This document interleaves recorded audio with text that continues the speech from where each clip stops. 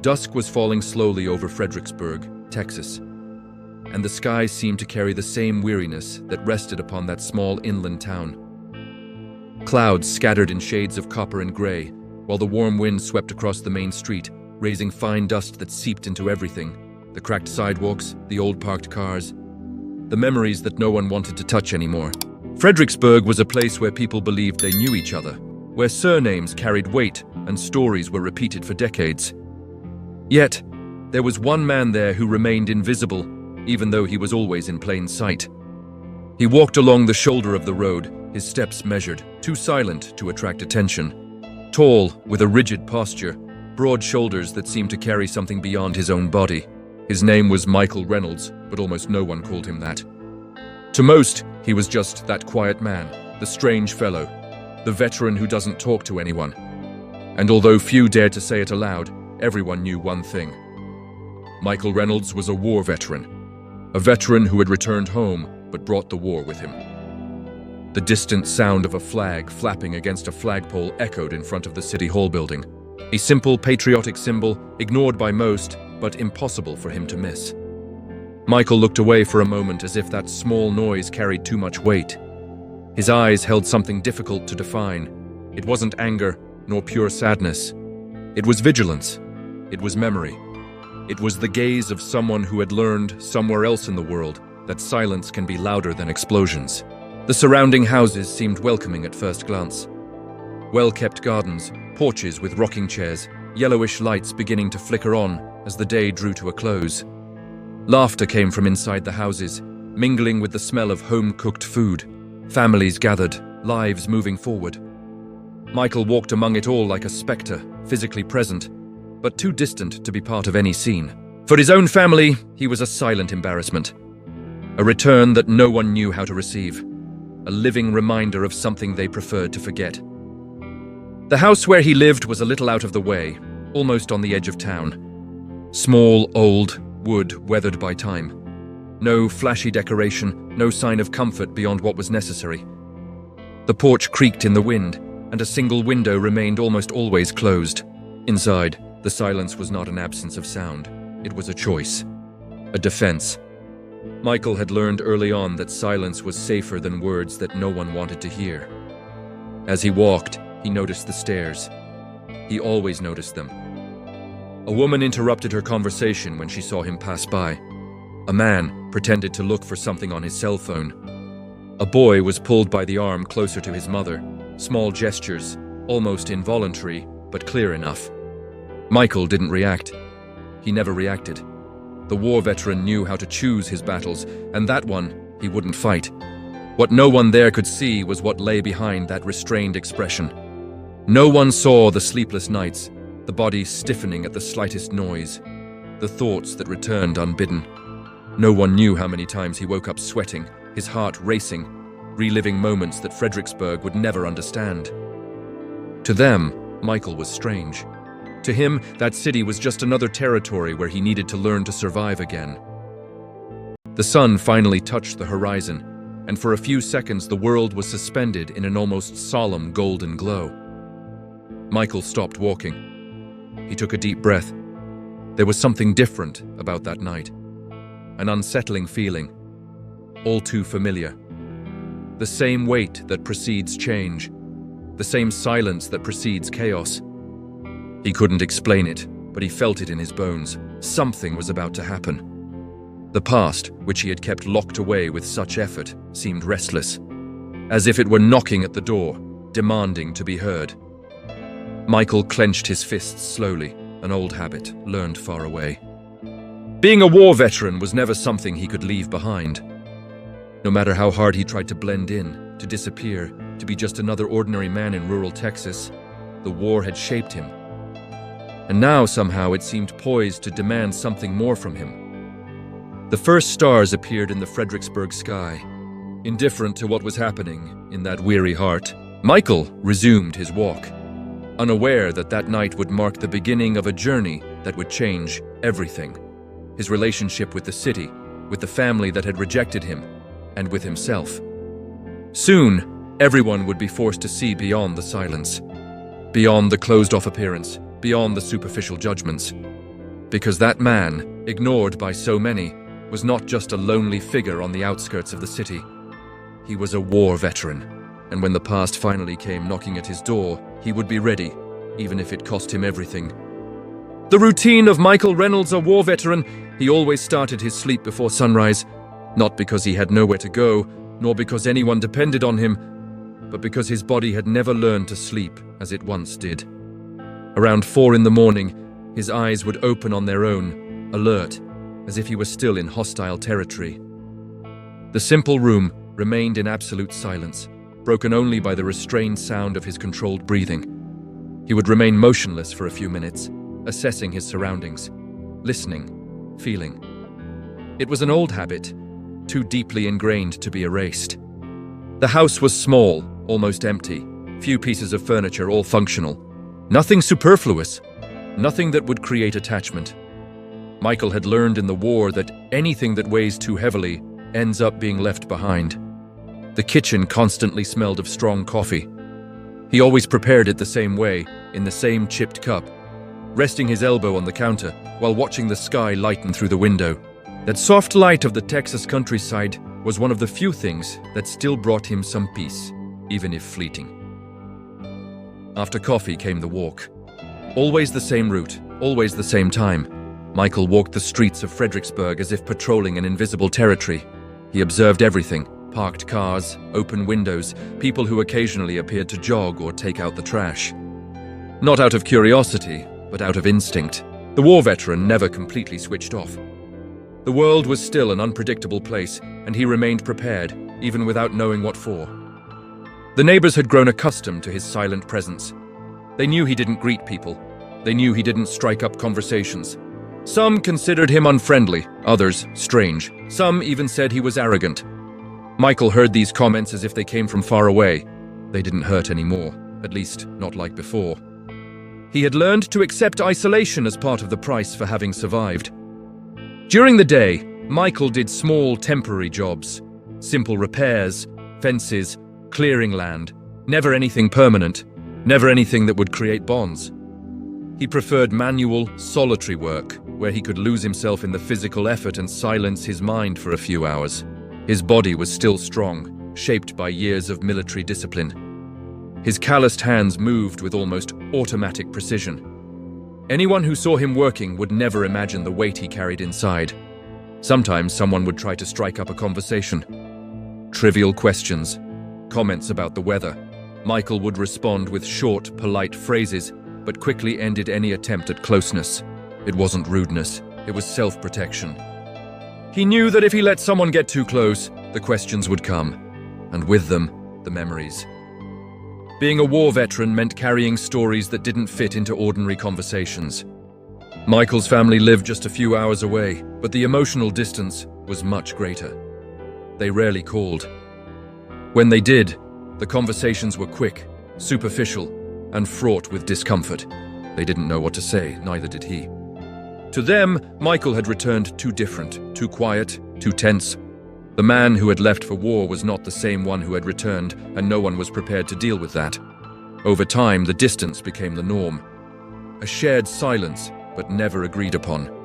At night, after work, Michael would return home before the city became too crowded. He would eat something simple, almost always the same thing. He would sit at the table alone, his back to the wall, a strategic position, a reflex that had never left him. The television was off. The excessive noise bothered him. He preferred silence, even knowing that it was in silence that thoughts gained strength. Nighttime was the hardest time. When the city fell asleep, the past awakened. Imaginary sounds would emerge from nowhere. A crack, a distant thunderclap, the creaking of the house. Anything could become a trigger. Michael would close his eyes and see faces that were no longer there. The weight of responsibility, of decisions made in seconds, would return with force. He would take a deep breath, mentally repeating that he was home, that he was safe. It didn't always work. There were days when he would sit on the porch, watching the moon slowly rise in the Texas sky. The wind carried the scent of the earth, and for a few moments, he could feel something close to normality. But even in those moments, there was an invisible barrier between him and the rest of the world.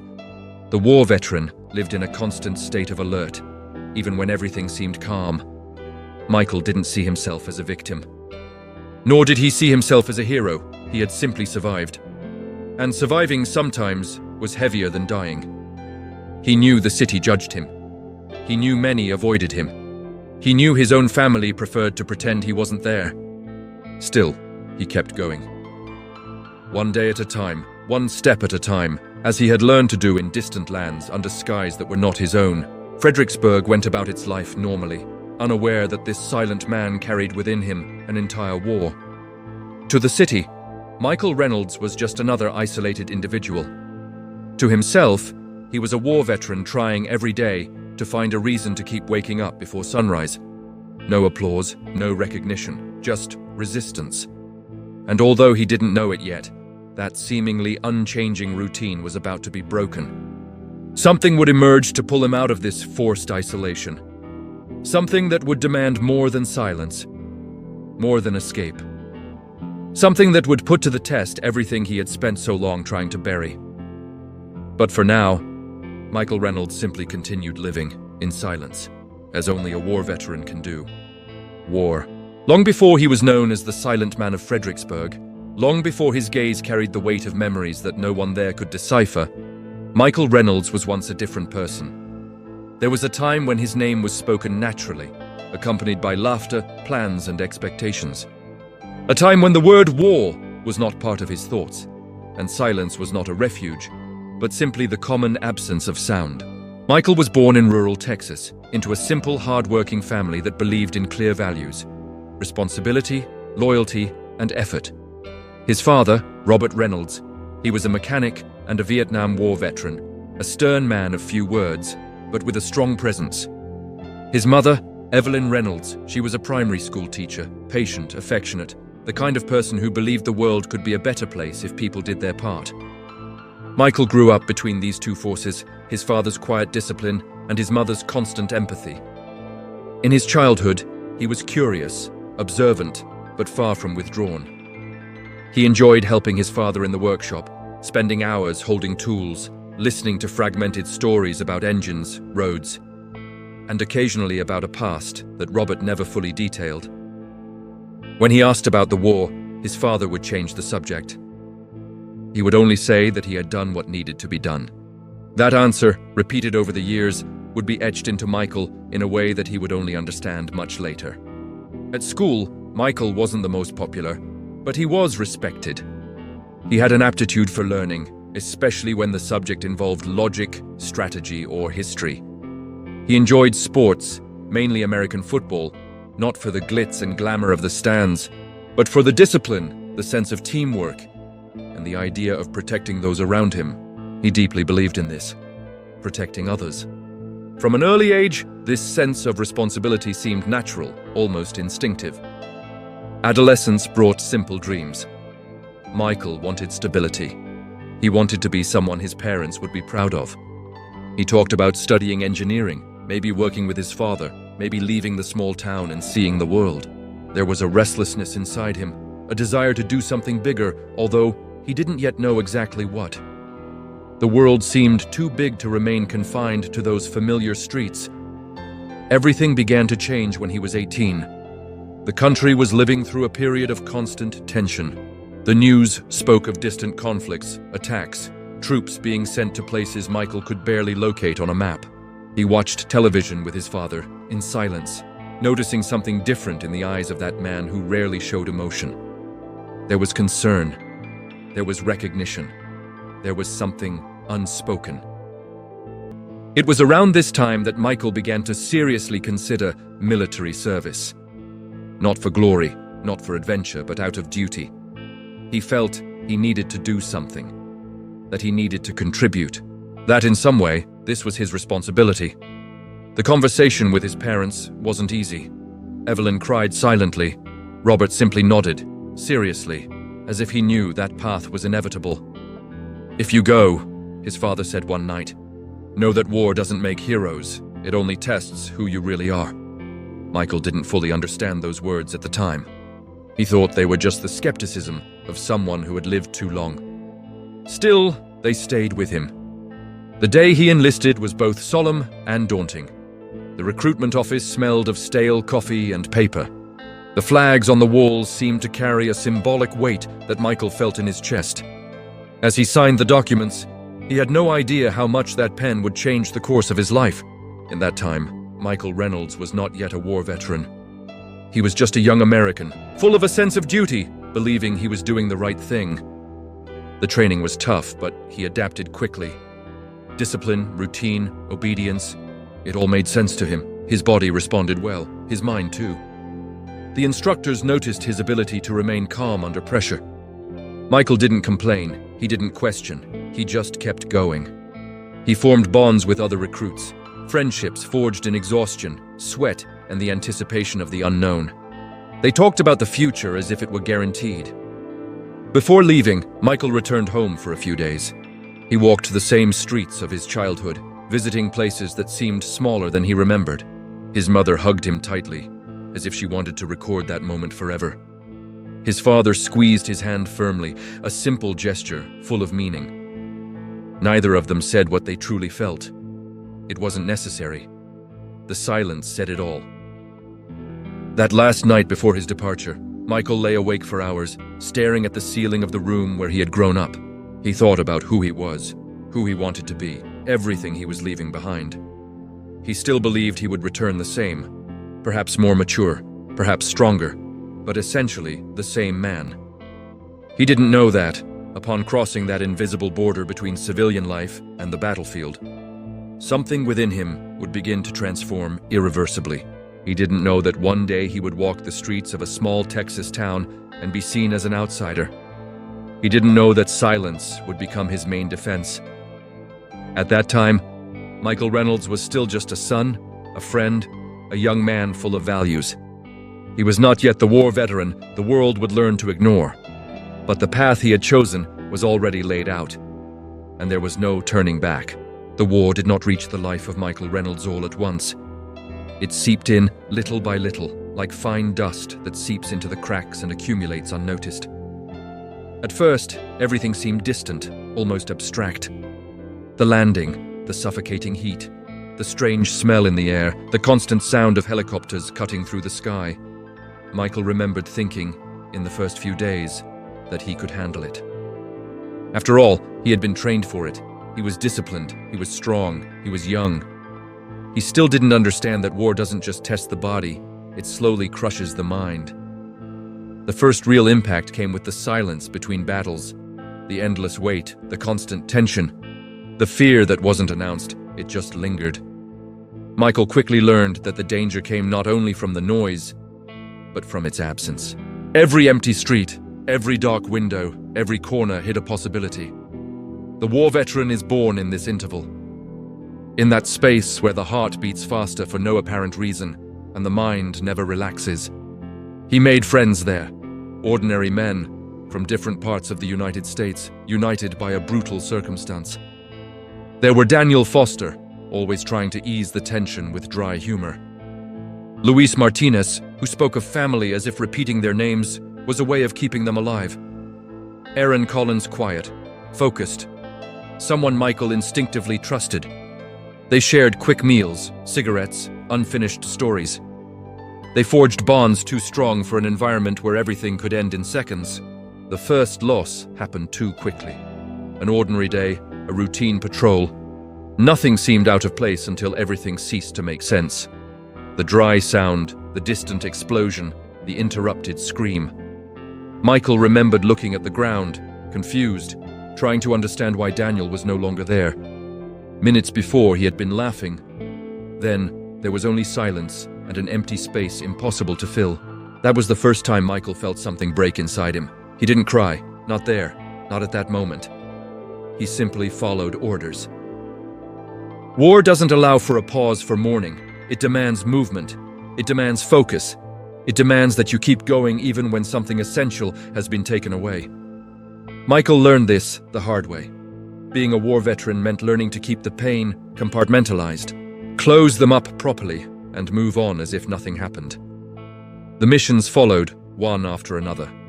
Each one left an invisible mark. Each return to camp was accompanied by a weariness that didn't disappear with rest. Michael began to notice changes in himself. His easy laughter disappeared, his patience shortened. The world became divided between threat and survival. There was no room for nuance, only quick decisions, right or wrong, and the wrong ones exacted too high a price. There was one particular night that never left him: an ambush, narrow streets, broken communication, shouts mixed with contradictory orders. Michael remembered Aaron Collins' face illuminated by an unstable light, seconds before everything turned to chaos. He was still trying to understand what had happened when he realized he was holding his friend's body, trying to stop something that couldn't be stopped. Aaron was still breathing, for a short time. Michael spoke to him even knowing it might be useless. He told him to hold on, not to close his eyes, to stay there. Aaron didn't stay. At that moment, something inside Michael shattered completely. There was no emotional explosion, just a deep, heavy, definitive emptiness. He continued there, doing what needed to be done, even feeling that a part of himself had remained on that foreign ground.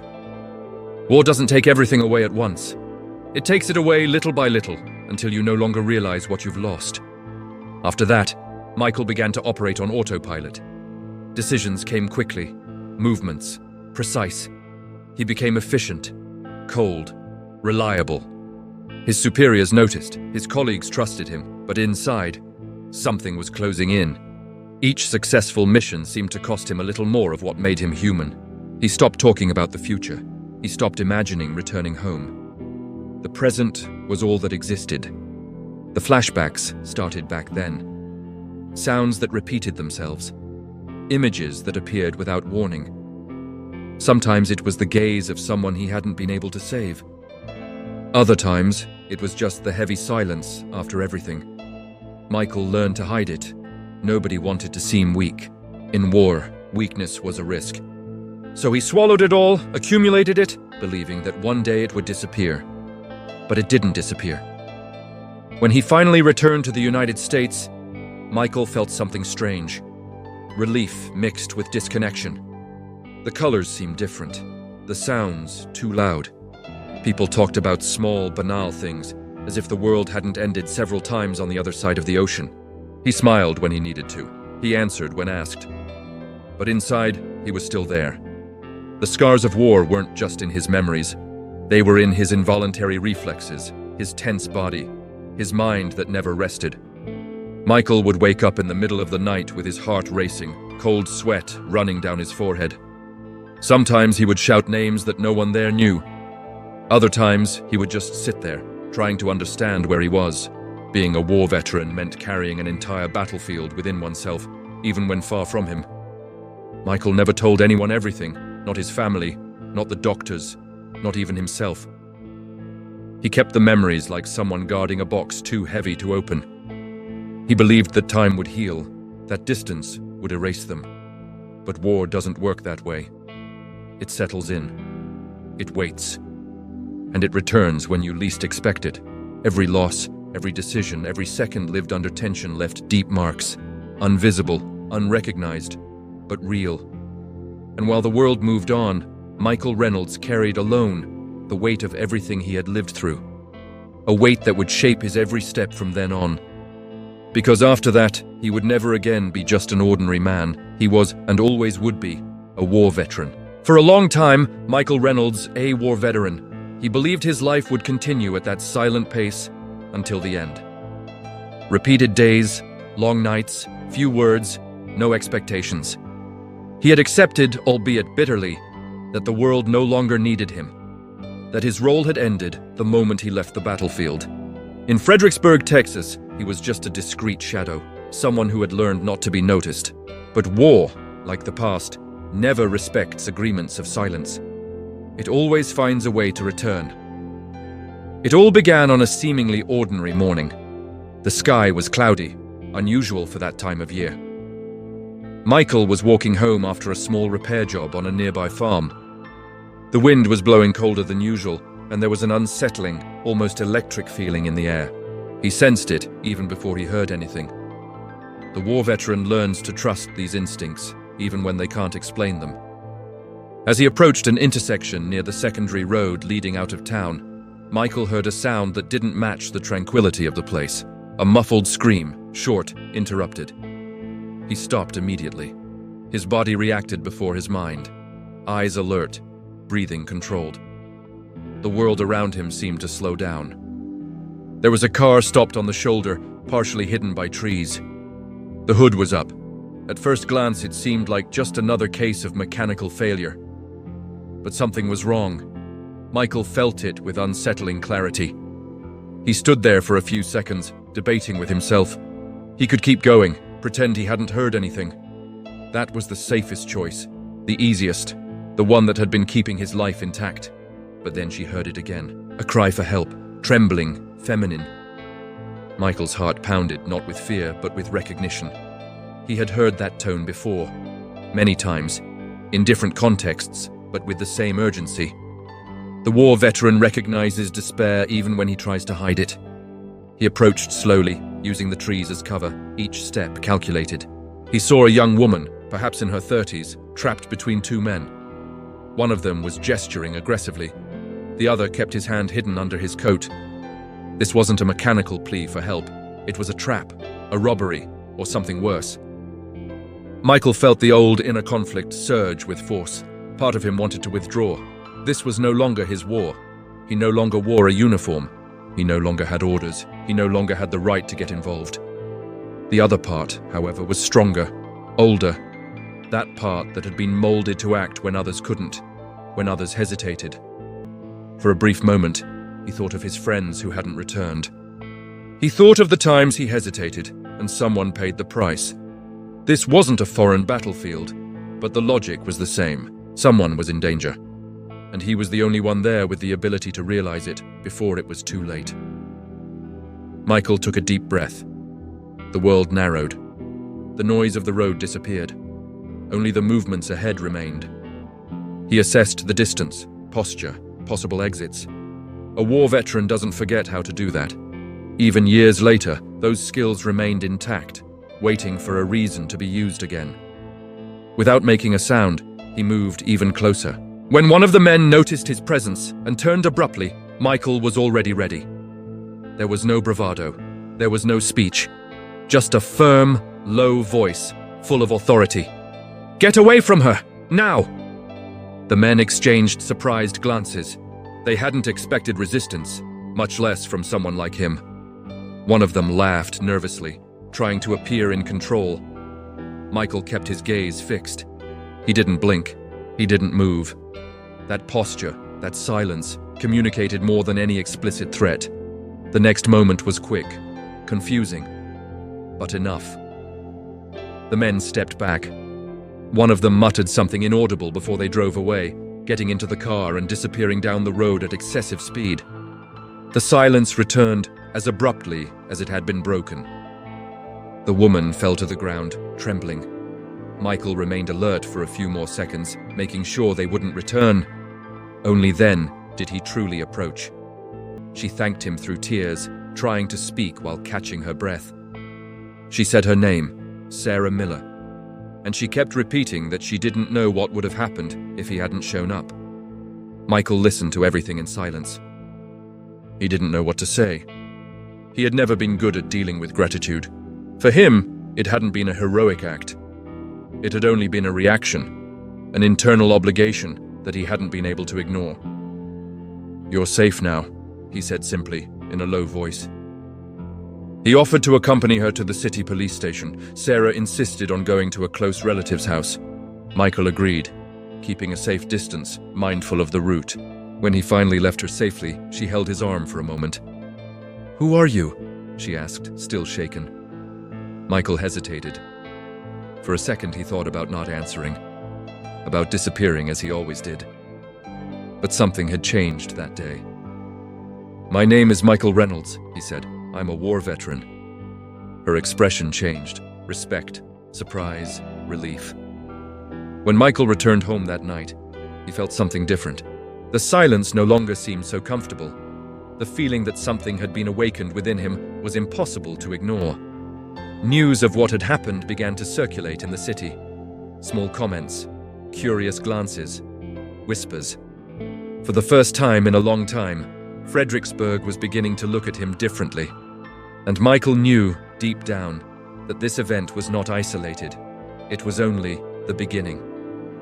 The past had come knocking at his door, and he had answered.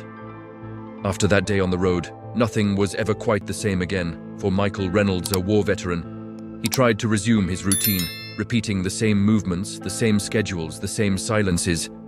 But there was something different inside him. Something restless, like a door that had been opened after years of being locked. The act of intervening, of acting, of not turning away from danger, had awakened a part of him that he believed to be dead. It wasn't pride. It wasn't vanity. It was a deep and uncomfortable sense of responsibility. In the following days, the looks in the city changed. They were no longer just of distrust or indifference. There was curiosity. There were unasked questions. Sarah Miller had told what had happened. She hadn't exaggerated. She hadn't romanticized it. She had simply said that a silent man had appeared at the exact moment and done what needed to be done. The words "war veteran" circulated more forcefully than Michael would have liked. He had never sought recognition. On the contrary, he had always run from it. But war teaches you not only how to survive, but also how to act even when you want to flee. One night, late at night, Michael was at home when he heard hesitant knocking on the door. The sound echoed too loudly in the silent space. His body reacted instantly. He stood up slowly, controlling his breathing, approached the door silently, and looked through the side window. It was Sarah, alone, frightened. Michael opened the door just enough to listen. "I'm sorry to show up like this," she said in a low voice. I didn't know who to turn to." He hesitated. Every instinct screamed at him to keep his distance, not to get involved, but something stronger prevailed. He opened the door completely and made room for her to enter. Sarah said that the men had been seen again in the vicinity of the city, that the local police were treating the matter as something minor, an isolated incident. But she knew it wasn't. Michael knew it too. The war veteran recognizes patterns. He acknowledges threats that others prefer to downplay. "They'll be back," she said. "I saw it in their eyes. They don't like to leave loose ends." Michael remained silent for a few seconds. He felt the weight of the decision building inside him. Getting involved meant reopening old wounds. It meant exposing skills he had tried to bury. It meant taking on a role he no longer wanted to carry. But it also meant protecting someone who couldn't protect herself. "You did the right thing by coming here," he finally said. From that night on, Michael began to act. Not like a soldier on a mission, but like a man who refused to allow violence to hide behind normalcy. He accompanied Sarah on some trips. He observed suspicious movements. He noted times, routes, license plates. He didn't tell anyone more than necessary. The war veteran's discipline was still there. Sharp, silent, precise. The internal conflict was constant. Sometimes, when he lay down, Michael felt his heart race. Not from fear of the present, but from the memories that the vigilance brought back. Every calculated step reminded him of the battlefield. Every corner he observed rekindled old images. There were nights when he almost gave up, when he thought that it wasn't worth the psychological price he was paying. But then he remembered Sarah's face that day on the road. The raw fear, the plea for help. And he also remembered the faces he hadn't been able to save in the past. This time, he had the chance to do something different. On one of the tensest nights, Michael noticed strange movements near an abandoned warehouse on the outskirts of the city. A forgotten, dimly lit place, ignored by most. He observed from a distance, hidden in the shadows, feeling his old focus return. The same heightened senses. The same control over his body, but now there was something new, caution. He didn't want to hurt anyone. He didn't want to repeat the logic of war. He wanted to prevent it. When he was certain that something illegal was happening, Michael did what he never imagined he would do. He sought out the town sheriff, a skeptical man, accustomed to the local tranquility. The conversation was difficult.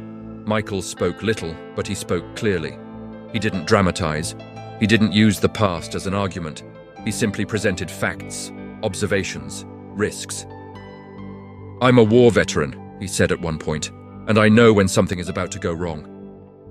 There was silence. A long silence. The kind of silence Michael knew well. The sheriff decided to act. A discreet operation was mounted. The men were intercepted before they could do anything. It turned out that this wasn't the first case. There was a pattern. Vulnerable people being approached on back roads. Fredericksburg had never faced anything like this. Michael knew this from the beginning. When it was all over, there was no applause, there were no headlines, just a quiet relief that spread through the city. Sarah was safe. Other people were too. And for the first time in a long time, Michael felt something he hadn't felt since before the war. Usefulness without violence. But the emotional toll came soon after. That same night, alone at home, Michael sat on the living room floor, leaning against the wall, feeling the weight of everything he had done. His hands trembled slightly. His control was beginning to slip. Old images tried to return. He closed his eyes, took a deep breath, fighting the collapse that always haunted him when he allowed himself to feel too much. He didn't cry. Not yet. But something inside him gave way. A crack. An opening. The act of courage wasn't just about confronting dangerous men. It was about allowing oneself to care again. It was about choosing humanity over isolation. It was a matter of accepting that, despite everything, he was still capable of protecting without destroying. Michael Reynolds knew that path wouldn't be easy. He knew the internal consequences would be harsh, but he also knew something he'd forgotten for a long time. He wasn't completely broken, just wounded. And for the first time since returning from the war veteran began to believe that perhaps there was still a purpose for him beyond silence. What Michael Reynolds did not foresee, perhaps because he did not want to admit it, was that acting again would bring consequences that went far beyond the external danger. The real conflict would not come from the streets of Fredericksburg, neither from the men who had been removed, nor even from the silent tension that still hung over the city. The greatest conflict would be born within him, deep, ancient, relentless.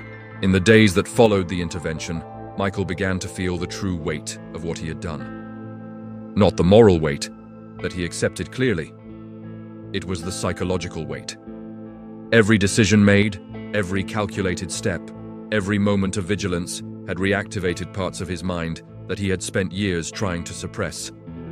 The war veteran, who had learned to survive by burying his emotions, now felt everything emerging all at once. The nights became more difficult than ever. Michael would wake up several times, his body stiff, his breath short, his heart racing as if he were once again surrounded by invisible danger. The dreams ceased to be fragmented and became long, intense, almost too real. He relived old situations with cruel clarity. They weren't just memories. They were complete sensations.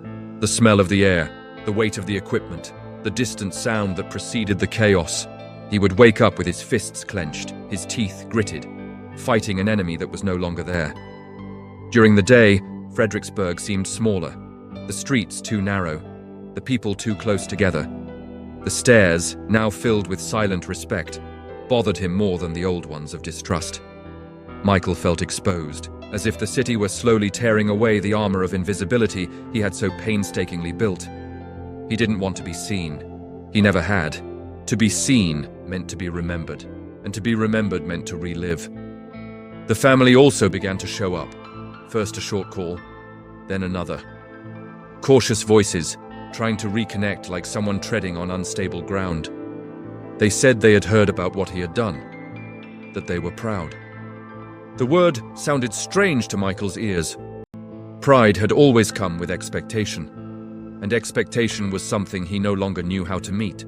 "You should come home for a few days," suggested an aunt with excessive caution. "People are saying good things about you." Michael hung up the phone, feeling a tightness in his chest. It wasn't anger. It was fear. Fear of not living up to the image they were creating. Fear of failing again. The war veteran knew that heroism is a fragile label. Easy to grant, difficult to sustain. The external conflict hadn't completely ended either. Although those responsible had been apprehended, there were rumors of others involved. People who didn't like attention, who preferred to resolve issues in silence. Michael noticed subtle signs: an unfamiliar car parked for too long, footsteps that seemed to follow him at a distance, a constant feeling of being watched. This awakened the most dangerous side of his mind, the one that prepared for confrontation even before confirming the threat. Sarah noticed the change in him, the deeper weariness, the distant look. She tried to talk, but Michael shut down, not out of lack of trust, but out of fear of contaminating her with what he carried. He knew how much the war had destroyed his ability to keep people close. He didn't want to repeat that. "You don't have to face everything alone," she said one night, standing on the porch of his house. Michael wanted to believe it. He really wanted to. But the past had taught him that when everything falls apart, it's best not to take anyone down with you. The conflict reached its peak one silent morning when Michael awoke to a dry sound coming from the backyard. His body reacted instantly. He stood up in absolute silence, grabbed his flashlight, and carefully considered each step as if he were once again in hostile territory. His heart pounded, but his mind was too cold. That dangerous state he knew so well. The state in which irreversible decisions are made without emotion. There was no one there, only the wind blowing something light away. Still, Michael remained motionless for long minutes, feeling his own body tremble, not from fear, but from exhaustion. When he went back inside, he sat on the floor, leaning against the wall, and felt something different. A weariness that didn't come from his body, but from his soul. It was there that the conflict became clear to him. If he continued down that path, helping, protecting, getting involved, he would have to confront the war that still raged within him. He could no longer pretend that everything was under control. He could no longer hide behind silence, but if he retreated now, if he returned to invisibility, he would be betraying something essential, something he had begun to recover since that day on the road. Michael was torn between two worlds: the man who had learned to survive by shutting himself off, and the war veteran who still knew how to protect, even when wounded. The pressure was mounting. His body was beginning to fail. His mind demanded a decision. There was no middle ground. Either he would face head-on everything he had avoided for years, or he would allow isolation to consume him completely. That morning, staring into nothingness, Michael Reynolds realized that the greatest enemy he would face had no face, no name, no location. It was inside him, fueled by guilt, fear, and unresolved memories. And for the first time since returning from the war, he felt something close to despair. Not the despair of combat, but the despair of a man too tired to keep running. The major conflict had begun, and there was no way to defeat him using only silence. The collapse didn't come with a bang. There were no explosions, no screams, no running through the streets of Fredericksburg. It came like most truly devastating things in life.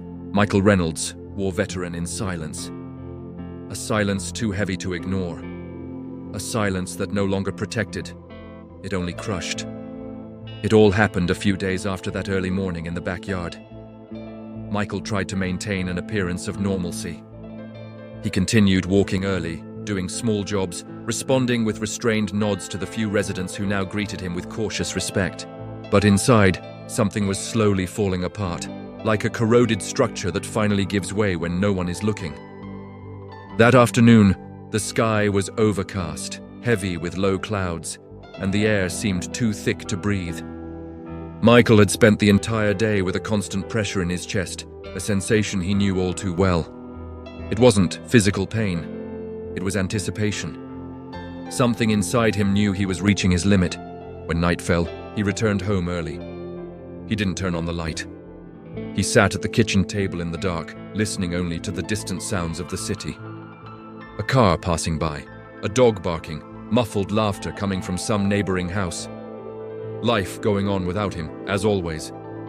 Then came the trigger, a dry, metallic, distant sound. Probably a gate banging in the wind. To anyone else, insignificant. To Michael, it was as if someone had opened a door he had kept locked for years. His body reacted before his mind. His heart raced. His breathing became erratic. Cold sweat appeared instantly. The images were taken without permission. He was no longer in Fredericksburg. He was back in that other place, the uneven ground beneath his feet, the hot, heavy air, the distant sound that precedes the worst. He saw Daniel falling again. He saw Aaron's empty gaze, felt the weight of his body in his arms, heard his own voice begging him to hold on, to stay there. He felt raw, absolute helplessness. Michael put his hands to his head, trying to push the images away, trying to anchor himself in the present. But the past doesn't respect attempts at control. He stood up abruptly, knocking over the chair, the noise echoing through the empty house. That only made it worse. The sound reverberated like a gunshot in his mind. He began pacing back and forth, breathing irregularly, his thoughts in disarray. Guilt, always guilt, for having survived, for not having been able to save everyone, for having returned when others stayed behind, for still being there while so many didn't have that chance. It should have been me, he murmured, almost without realizing he was speaking aloud. The war veteran, trained to endure extreme physical pain, now found himself unable to bear his own emotional weight. His legs gave way. Michael fell to his knees on the living room floor, his body bent, his fists pressed against the cold floor. There was no audience, no witnesses, just him and everything he had avoided feeling for years. The tears came without warning, unrestrained, undiscreet. They came like a definitive rupture. Each one carried years of forced silence, of swallowed words, of sleepless nights pretending everything was under control. Michael cried not only for his lost friends, but for the man he had been before the war, for the future that never existed, for his inability to be who they expected him to be. His mind began to betray him in another way. Dangerous thoughts arose, whispered, seductive in their distorted logic. Perhaps everyone would have been better off without you. Perhaps the final silence was the only way to find peace. He recognized that territory. He knew how dark it could be, and that scared him more than anything he had ever faced. It was at that moment that the most devastating memory emerged. Not of an explosion, not of an immediate death, but of a choice, an old mission, a decision made in seconds. Michael had followed orders, he had protected the group. But someone had been left behind, someone who had trusted him. He had never told anyone this. He had never admitted, even to himself, how much it consumed him. Now that memory imposed itself with cruel clarity. "I failed," he whispered, his voice breaking. There, on the cold floor of a simple house in rural Texas, Michael Reynolds felt completely defeated. Not as a soldier, not as a protector, but as a human being. All the effort to keep his distance, to isolate himself, to avoid involvement, had been a desperate attempt to avoid precisely that moment. And yet, he had arrived there. The rupture wasn't just emotional, it was about identity. He no longer knew who he was without the war. He didn't know how to exist outside that constant state of alert and guilt. The idea of continuing seemed too heavy. The idea of giving up seemed dangerously comfortable. That's when something small, almost imperceptible, happened. Outside, the wind gently moved the American flag that someone had recently placed on a nearby house. The soft sound of the fabric rustling brought Michael back for a second, not as a patriotic symbol, but as a memory. A memory of the men he served with, of the promises made, of the silent oath to protect, to never abandon. He took a deep breath. Once, then again. His body still trembled, but his mind was slowly beginning to regain some control. Michael leaned on the sofa and stood up with difficulty, as if he had aged decades in a few minutes. He looked around. That simple house was still real. He was still there. The breaking point didn't destroy him completely, but he made it clear that he could not continue to ignore what he was carrying. That night, Michael didn't sleep. He sat in the living room until dawn, watching the light stream through the window, feeling a profound exhaustion, but also something new, a silent decision beginning to take shape. He didn't yet know what the next step would be. He only knew that he could no longer pretend he was okay, that he could no longer face everything alone. The war had already taken too much from him. It wouldn't take the rest if he could prevent it. The war veteran had broken down, but in the rubble, something was beginning to move. Dawn found Michael Reynolds, a war veteran, sat in the same spot where he had spent the entire night. Light flooded the room in pale streaks, revealing the deep weariness on his face and the stiffness of a body that hadn't rested. Yet there was something different in his gaze. It wasn't peace. Not yet. It was determination.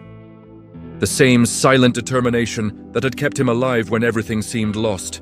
Years ago, on another continent. The collapse of the previous night hadn't broken him completely. It had ripped away the last layer of denial. The phone vibrated on the table. It took Michael a few seconds to react, as if the sound needed to travel a greater distance than usual. It was Sarah. Her voice was tense, too restrained. "Michael, I need your help, now." There were no questions. There was no hesitation. The body responded before the mind, as always happened when someone was in danger. Sarah explained quickly. One of the men linked to the group that had been arrested had been seen loitering around the property of an elderly man on the outskirts of Fredericksburg. A veteran as well, according to her. Someone vulnerable. The police were on their way, but it would take a while. The fear in her voice left no doubt. Time was short. Michael hung up the phone and stood there for a few seconds, feeling the weight of the decision. This was exactly the kind of situation that could lead him back to the abyss. The risk was real, not just physical, but emotional. Getting involved meant confronting everything that still hurt. It meant testing newly exposed limits. Yet, there was something too clear to ignore. He knew what to do. Upon arriving at the designated location, a simple property surrounded by low trees and uneven terrain, Michael turned off the car at a safe distance. He observed. He listened. He assessed. The world narrowed again, but this time there was something new accompanying his focus. Conscious intention. He wasn't acting on impulse. He was choosing to act. He saw the man prowling around the house, nervous, looking from side to side. He didn't seem armed, but he seemed desperate. Desperation makes people unpredictable. Michael took a deep breath and advanced cautiously, using his own presence as a tool. He didn't want confrontation. "It doesn't have to end like this," he said, his voice firm, emerging from the shadows. The man turned abruptly, startled. He recognized Michael. The recent fame had spread too quickly for a small town. There was tension, harsh words, a sudden movement. For a second, everything seemed on the verge of spiraling out of control. Michael felt the old impulse to neutralize, to dominate the situation forcefully. He felt his body prepared for it. And then he stopped. Overcoming this challenge didn't come from violence. It came from choice. Michael lowered his hands slightly, maintaining a steady gaze and an open posture. He spoke of consequences, of choices that close paths forever. He spoke little, but he spoke truthfully. There was no judgment, only limits. That man was not the enemy of the past. He was someone on the verge of making an irreversible mistake. The silence stretched for seconds that seemed like an eternity. The man stepped back. He murmured something incomprehensible, and he left before the police arrived. When the patrol cars appeared, the situation was already under control. There was no chase. No one was injured. Just a problem avoided. Michael stood there for a while, feeling his body slowly relax. The emotional release came like a delayed wave. His legs felt heavy. His breathing was uneven. Sarah approached, visibly shaken but composed. She said nothing. She simply nodded. Her gaze said it all. Gratitude, respect, and something deeper, trust. Later, back in the city, Michael made a decision he had avoided for years. He entered the simple community center building where a veterans support group met weekly. The sign on the door seemed heavier than it should be. He stood there for a few seconds, his hands suspended, feeling the old fear of exposing open wounds. Then he opened the door. The atmosphere was simple, chairs arranged in a circle, men of different ages, different wars, different silences. When Michael sat down, no one pressured him. No one asked for explanations. That, in itself, was an unexpected relief. When it was his turn to speak, he hesitated. His voice came out hoarse. "My name is Michael," he said. "I'm a war veteran."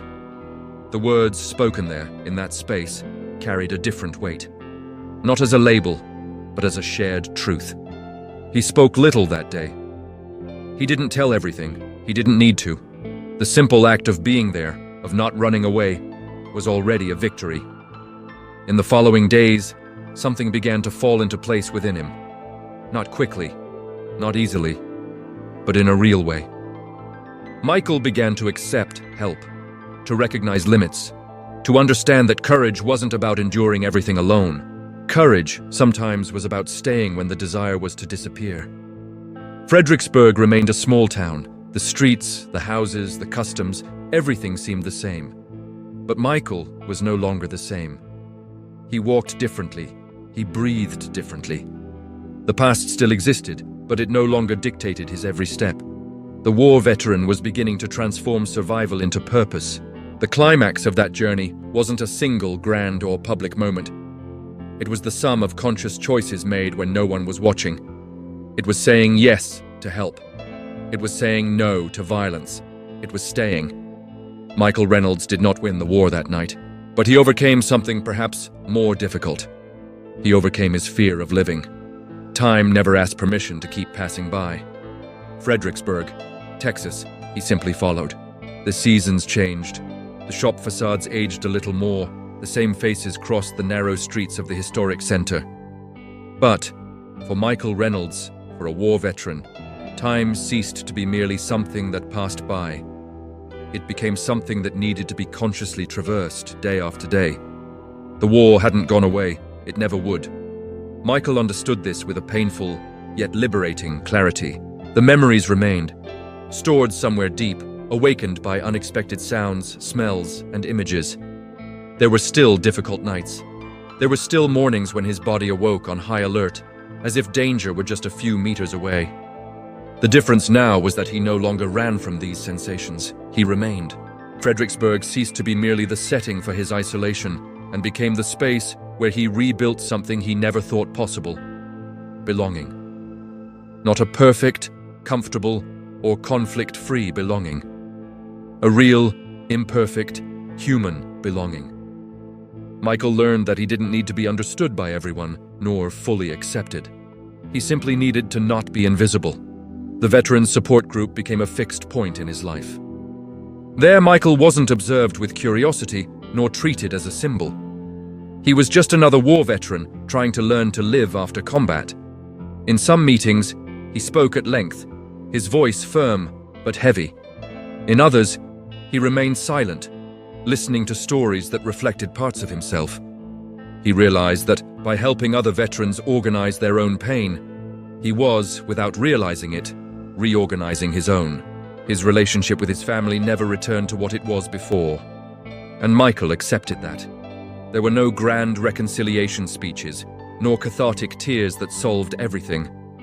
There were small gestures, answered messages, brief visits, conversations interrupted by discomfort but resumed days later. Gradually, they stopped seeing him only as the man who came back different and began to see someone who continued trying. For Michael, that was enough. Sarah stayed by his side, not as someone who needed to be shielded from his pain, but as someone who chose to understand it without trying to fix it. They learned to respect each other's boundaries. They learned that love, for a war veteran, is not the absence of conflict. It's constant presence, even on the hardest days. Michael never promised to be simple. He never promised to be whole. He only promised honesty. And he kept his word. As the months passed, Michael began to be sought out by other veterans who had recently arrived in the city. Not because of heroic stories, but because his demeanor conveyed something rare: quiet reassurance. He didn't offer ready-made solutions. He offered companionship. He walked alongside, listened, and offered guidance when he could. He knew, better than anyone, that some battles are not won with words, but with presence. There were relapses. There were days when the past seemed stronger than the present. Specific dates hit him harder. Sounds of fireworks still quickened his heart. Michael didn't romanticize these vulnerabilities. He wasn't ashamed of them. He learned that denying the pain was what kept him prisoner. Acknowledging it was what gave him control. One afternoon, walking alone along the dirt road that cut through the outskirts of Fredericksburg, Michael stopped and watched the horizon. The sun was setting slowly, tinging the sky with deep shades of orange and red. He thought of the friends who hadn't returned. He thought of the young man who had left for war believing he understood the world. He thought of the silent man who had returned carrying more weight than he could explain. For the first time, he didn't feel anger towards these versions of himself. He felt respect. Michael Reynolds understood that he would never be the same person he was before the war. And finally, he stopped fighting against it. He didn't need to erase the past to move on. He needed to integrate it. The war was part of his story, but it didn't have to be the last chapter. Fredericksburg finally became a home, not because it offered easy answers or immediate cures, but because it allowed Michael to exist as he was. A war veteran with visible and invisible scars, trying to build something new on scarred ground. The city didn't save him. It simply didn't expel him, and that for him was transformative. In the end, Michael never became a hero to the city, and he never wanted to be. He became something rarer, a man who chose to continue, who chose not to transmit his pain to the world, but to transform it into care, into presence, into silent purpose. Because the truth that few understand is simple and harsh. The war doesn't end when the soldier returns home. It ends slowly when he finds a reason to stay alive beyond mere survival. When he discovers that he can still serve, not with weapons, but with humanity. Michael Reynolds won the war a long time ago, but her greatest victory was learning how to live after it. If you've made it this far, it's because this story has resonated with you in some way. Stories like Michael's exist to remind us that there are silent pains that deserve to be heard. And that's exactly the kind of content we create here.